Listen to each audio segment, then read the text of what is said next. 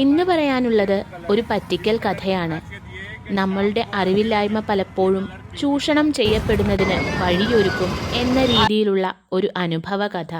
ജയ്പൂരിൽ രാവിലെ കറങ്ങാനിറങ്ങിയപ്പോൾ കണ്ടുമുട്ടിയ ഈ ഗൈഡ് ചേട്ടൻ നമ്മളെ ഓട്ടോയിൽ സിറ്റി മുഴുവൻ കാണിക്കാമെന്നാണ് പറഞ്ഞിരുന്നത്. കൂടാതെ സിറ്റി പാലസ്, ഹവാ മഹൽ, ജന്തർ മന്ദർ തുടങ്ങിയ പ്രധാനപ്പെട്ട സ്ഥലങ്ങളുടെ സന്ദർശനവും അതിലുണ്ടായിരുന്നു.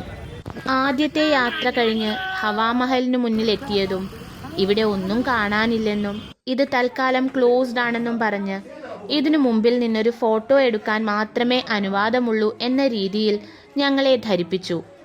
എന്നാൽ ഇതിൽ സംശയം തോന്നിയ ഞങ്ങൾ മറ്റു സ്ഥലങ്ങളിലെ ഗൈഡുകളോട് ചോദിച്ചപ്പോൾ ഹവാമഹൽ സന്ദർശനം സാധ്യമാണെന്ന് മനസ്സിലായി.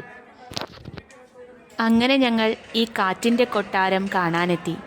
953 ജാലകങ്ങളുള്ള ഈ കൊട്ടാര കാഴ്ച വിസ്മയം തന്നെയായിരുന്നു.